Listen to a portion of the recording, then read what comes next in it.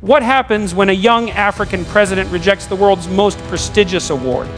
On July 27th, Ibrahim Traoré shocked the globe by refusing the Nobel Peace Prize and calling it nothing more than a political trap set by the G7. His bold move has left Western leaders furious, while millions across Africa are celebrating it as a moment of true independence. This is not just about a prize, it is about exposing hidden power, breaking chains, and rewriting history. On the 27th of July 2025, the global spotlight turned sharply toward Burkina Faso. It was on this day that President Ibrahim Traoré, the young and fiery leader who had already gained international recognition for his defiance against neo-colonial influence, was announced as a nominee for the Nobel Peace Prize. The announcement instantly captured worldwide attention. The Nobel Prize, often described as the most prestigious symbol of global honor, is historically linked with names that shaped generations. The inclusion of Traoré in that list was seen by many as a groundbreaking moment. For Africa, it appeared to be the long-awaited recognition that the continent's struggles and sacrifices were finally acknowledged. The news carried an air of celebration across many African capitals, with headlines emphasizing that Africa's voice could no longer be dismissed or silenced in world affairs. But just as quickly as the recognition came, the narrative shifted into uncharted territory. Only 3 days later, on the 30th of July, Ibrahim Traoré shocked the international stage by making a move that few had ever dared. He rejected the Nobel Peace Prize outright. This was not a quiet withdrawal or a diplomatic refusal framed with cautious wording. His decision was deliberate, public, and delivered with sharp conviction. His words were not wrapped in subtlety or hesitation. He directly challenged the foundations upon which the award was built. Traoré denounced the Nobel not as a symbol of peace, but as a carefully constructed tool designed to serve the interests of the most powerful nations. His rejection was not merely about declining an accolade. It was a declaration that the world's most celebrated award was nothing more than a trap. The gravity of this act reverberated instantly. The Nobel Prize had always been treated as sacred ground, an untouchable honor that world leaders craved, cherished, and proudly displayed. For someone to openly dismiss it was almost unthinkable. But Traoré did not waver. His rejection was delivered with the clarity of a man who understood the price of acceptance. He made it known that the award, presented as a crown of virtue, was in reality a chain of control. He was not willing to let Burkina Faso be tied down to a recognition that came with hidden strings. Instead, he framed the rejection as a liberation from manipulation, stripping away the glamour that many leaders would have accepted without question. For observers, the decision instantly became one of the most daring acts of political defiance seen in decades. Analysts debated whether this was the boldest display of African sovereignty in modern times or a reckless gamble that would provoke retaliation from the global elite. The rejection was not seen as an isolated act, but as a moment that could shift the balance of international relations. Commentators questioned how such a move would affect Burkina Faso's standing in the world, how alliances might shift, and whether this marked the beginning of a new era where African leaders would resist global institutions that appeared neutral on the surface, but were controlled by powerful hands in the background. The date of July 27, 2025, now stands as a turning point in modern history. It started as a moment of pride and acknowledgement, a day where African headlines hailed the nomination as overdue recognition for a leader who had stabilized a troubled nation and reignited hope across the continent. But within just 72 hours, the world shifted from admiration to disbelief. Traoré's decision did not only capture the attention of journalists and diplomats, it sent ripples into communities, marketplaces, and classrooms across Africa where people debated the meaning of such defiance. For some, it was an act of raw courage, proving that Africa's dignity was beyond compromise. For others, it was an alarming challenge that risked alienating allies and worsening international isolation. Yet the symbolism of that moment could not be ignored. By rejecting the Nobel Prize, Traoré disrupted the very image of global order. He reminded the world that honor is not always what it seems, and recognition from the West is not the only path to legitimacy. His words carried the weight of history, echoing through the streets of Ouagadougou and into the hearts of millions who saw in his defiance the possibility of reclaiming sovereignty without apology. His rejection was not only a refusal of an award, it was a dismantling of an illusion, a crack in the polished facade of one of the world's most revered institutions. Ibrahim Traoré's rejection of the Nobel Peace Prize was not an impulsive act. It was rooted in his deep understanding of the power structures that dominate global institutions. He openly declared that the Nobel was not a beacon of peace, but a mask worn by the world's most powerful nations to project virtue while preserving their dominance. Behind the glitter of the medal and the carefully staged ceremonies stood the influence of the G7 powers. These nations, the United States, the United Kingdom, France, Germany, Canada, Italy, and Japan, have long shaped international narratives to suit their own interests. Traoré recognized that the prize was not a recognition of his struggle or the fight for African sovereignty, but an attempt to draw him into the orbit of those who still dictate global affairs. For decades, the Nobel Peace Prize has been celebrated as the pinnacle of human honor. Leaders, activists, and thinkers who receive it are placed on a pedestal and hailed as champions of peace. Yet beneath the prestige lies a darker reality. Traoré pointed out that the prize has consistently been used as a strategic instrument. It rewards those who align with Western ideals and punishes those who resist. Its selection process is far from neutral, influenced by the geopolitical interests of the most powerful governments in the world.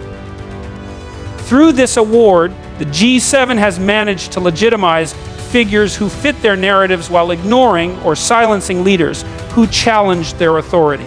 The Nobel has been less about justice and more about shaping global opinion, a soft power tool wielded with precision. Traoré saw through this mechanism clearly. To him, the award was a velvet leash. On the surface, it sparkled with honor, but at its core, it was a device of control. He understood that accepting it would mean being tied, however subtly, to the agenda of nations that had long exploited Africa and dictated its path. The symbolism mattered greatly. Accepting the Nobel would be seen as submission, as acknowledgement that Burkina Faso's sovereignty could be packaged, approved, and endorsed by foreign powers. By refusing it, Traoré broke the cycle. He challenged the assumption that global recognition must flow from Western capitals. He insisted that African dignity could not be validated by external applause. The G7's influence extends far beyond the prize itself. These nations dominate the United Nations, control the global financial system, and dictate the rules of international diplomacy. They use awards, sanctions, and institutions as tools of leverage.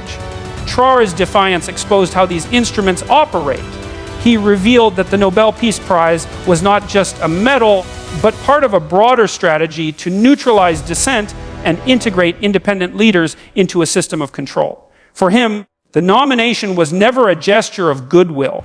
It was a calculated move to tame his image, to soften his revolutionary stance, and to show that even a leader who expelled foreign mercenaries and denounced neocolonialism could eventually be brought into alignment with global elites. By pulling back the curtain, Traoré did more than reject a personal award.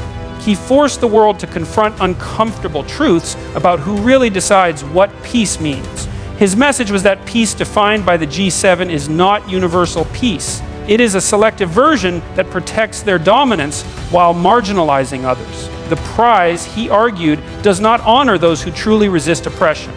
Instead, it is bestowed on those who maintain the status quo. Traoré's defiance was therefore a refusal to be co-opted, a declaration that neither he nor Burkina Faso would serve as symbols of controlled opposition. He positioned himself and his country outside the orbit of manipulation, striking a blow at the hidden machinery of global influence that many had quietly accepted for decades. When Ibrahim Traoré turned down the Nobel Peace Prize, his decision was not only about himself as a leader, but about what his refusal symbolized for the entire African continent. His words carried a message that resonated far beyond Burkina Faso's borders. He made it clear that the dignity of a nation and of a people could not be traded for medals or applause from those who once held Africa in chains. In doing so, he transformed a personal rejection into a collective stand. Across Africa, his action was seen as a loud declaration that sovereignty cannot be validated by outsiders, and that true honor comes from within the continent itself. Traoré's refusal reminded millions that Africa's worth is not determined in Western capitals, but is rooted in the resilience, sacrifices, and spirit of its own people. The effect was immediate and electrifying. In the streets of Ouagadougou, young people shared his words on placards, social media feeds, and murals.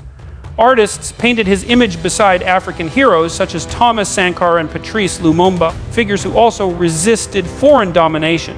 In markets and neighborhoods, conversations shifted from despair about global inequality to pride in a leader who dared to say no when others would have bowed. Across cities like Bamako, Accra, Lagos, and Nairobi, a surge of solidarity erupted. Hashtags honoring Traoré began trending online, carrying his defiance into the digital space where Africa's youth expressed their hunger for freedom and authenticity. They did not see the Nobel rejection as an insult to the world, but as a defense of Africa's right to define its own heroes and values. This movement extended far beyond celebration. It sparked debates in universities, community centers, and radio stations. Intellectuals and grassroots activists discussed the meaning of Traoré's stand and asked whether African nations should continue looking outward for validation. Professors spoke on television panels, highlighting how Africa's history has been shaped by external forces and how moments like this could mark a turning point toward true independence. Students wrote essays and held campus debates about what sovereignty means in the 21st century.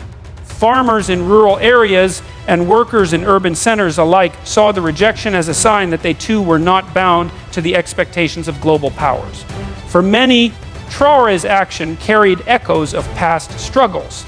It was seen as a continuation of the fight against colonialism and its modern-day counterpart, neocolonialism. Where colonial empires once imposed direct control, today's powers use economic pressure, cultural influence, and institutions like international awards to maintain dominance. By refusing the Nobel Prize, Traoré cut through the illusion and named it for what it was. His refusal was not just about one medal, but about rejecting the symbolic chains that still bind Africa in the eyes of the world. This struck a deep chord with ordinary people who have long felt that their leaders are pressured to perform loyalty to foreign interests in exchange for recognition. Across the continent, the refusal was interpreted as a battle cry. It told African leaders that they could stand tall without needing to be crowned by foreign institutions. It encouraged citizens to believe that Africa can set its own measures of progress and its own definitions of peace. Traoré's act became a mirror in which Africans saw both their struggles and their possibilities. It was a rejection of token honors and an affirmation of priceless dignity. The message spread like wildfire. Africa must honor its own, build its own narratives, and write its own history without waiting for approval from the very nations that once exploited it. His stance became not just a headline, but a rallying point, an awakening that reminded millions that their identity and pride are not for sale, no matter how glittering the prize may appear. The reaction to Ibrahim Traoré's rejection of the Nobel Peace Prize was swift, intense, and deeply divided across the globe. In Western capitals, the decision was met with disbelief and anger. For decades, the Nobel Prize had been used as a symbol of soft power, a tool that governments and institutions leaned on to reinforce their influence. When a young African president openly dismissed it, the carefully built image of global consensus around the prize fractured. In France, President Emmanuel Macron was reported to have lost his composure upon hearing the news. Accounts from inside the Élysée Palace described him slamming his hand on the table, declaring that Traoré's rejection was not just an insult to France, but a humiliation of the entire world order. His frustration reflected more than personal pride. It revealed the deep political investment that Western nations had in the symbolism of the Nobel Peace Prize. For leaders like Macron, the rejection was a direct challenge to their authority and a rejection of the system they had long relied upon to project influence. In Germany, the response was more formal but no less alarmed. The newly appointed chancellor called for an emergency consultation with European Union officials, stressing that the refusal marked a rupture in international protocol. European leaders saw the decision as more than symbolic. It had the potential to reshape diplomatic relations with Africa at a time when Europe was already facing challenges with trade, migration, and security partnerships on the continent. The rejection suggested that Africa's younger generation of leaders might no longer be willing to play by Europe's rules, raising fears of a broader shift in alliances. The reaction in Berlin underscored how one act of defiance by Burkina Faso's president could ripple into the broader structure of international relations. In the United States, reactions varied from shock to reluctant admiration. Political commentators debated whether Traore was reckless or visionary. On television networks, analysts argued over whether rejecting the Nobel would isolate Burkina Faso or elevate Traore's standing as a symbol of integrity. Former President Donald Trump, known for his blunt remarks, stated that no one turns down a Nobel unless they know it is a trap, suggesting that Traore might be far more strategic than many assume. His words echoed a growing suspicion among Americans that the prize was not purely about peace, but also about politics. Traore's refusal forced even critics of his leadership to acknowledge that he had shattered a long-standing norm in global diplomacy. In Tokyo, the Japanese government responded with caution. Officials avoided harsh language, but the Prime Minister admitted that such a move reflected a serious disillusionment with the current international system. Japan's leaders saw the rejection not just as an African issue, but as a signal of broader fractures in the trust between developing nations and the global order. The careful tone of Japan's response showed how seriously Asian powers took the implications of a Nobel rejection, especially one that openly named the G7 as the force behind the award. While Western governments scrambled to react, African voices told a different story. Across the continent, the rejection was celebrated as a moment of liberation. Intellectuals, journalists, and ordinary citizens praised Traore for refusing to be co-opted. Social media erupted with messages of support, turning his name into a rallying cry. Hashtags celebrating his courage trended in multiple countries, and public debates flourished over the need to redefine African sovereignty. For millions, the rejection was not arrogance, but bravery, proof that Africa could stand tall without needing Western validation. This contrast between outrage in the West and pride in Africa highlighted the depth of the global divide exposed by Traore's decision. Ibrahim Traoré's rejection of the Nobel Peace Prize elevated him from being seen as merely the president of Burkina Faso to a far greater symbol that transcended national politics. In turning away from what the world has long treated as the highest honor, he positioned himself as a figure of resistance against systems of control that many had accepted without question. His refusal became a lesson in integrity, a reminder that true dignity cannot be purchased with medals or shaped by institutions that carry hidden agendas. To his supporters across Africa, Traore was no longer just a leader. He became a voice for a generation that refuses to measure success by the validation of former colonial powers. He embodied a new vision of sovereignty, one rooted in courage, sacrifice, and the insistence that Africa's future must be defined on its own terms. The symbolic weight of his rejection spread rapidly across the continent. In universities, students debated the deeper meaning of refusing the Nobel Prize. They examined how global institutions use recognition to influence leaders and asked whether Africa should continue accepting such honors as a measure of progress. Writers and journalists compared Traore's stance to the legacies of historic figures who challenged oppression and paid the price for speaking the truth. Musicians and artists turned his words into songs and murals, capturing the moment as part of Africa's cultural memory. From village gatherings to major cities, people interpreted his decision as a turning point. They saw it as proof that leadership grounded in conviction could still stand firm against the pressures of global power. Internationally, Traore's rejection carried layered implications. To the G7 nations, it was a public rebuke of their influence, a direct statement that their control over the narratives of peace and legitimacy would not go unchallenged. To Africa, it was a rallying point, a reminder that no outside force has the right to crown African heroes or dictate their value. And to the youth watching around the world, it was an extraordinary example of integrity in action. In a time where fame, funding, and recognition often dominate political ambition, Traoré demonstrated that walking away from such offers could carry more strength than accepting them. He proved that standing alone with principles could echo louder than standing with applause. The rejection also reframed the legacy of the Nobel Prize itself.